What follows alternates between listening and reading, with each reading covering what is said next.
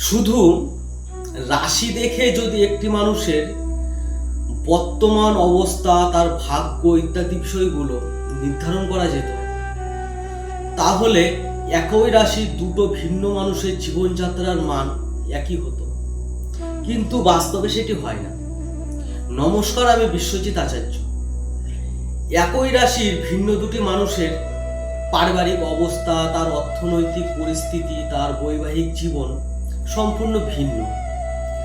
রাশি হলো জন্মকুণ্ডলী বিশ্লেষণের ক্ষেত্রে কতগুলো বিচার্য বিষয়ের মধ্যে একটি বিচার্য বিষয়।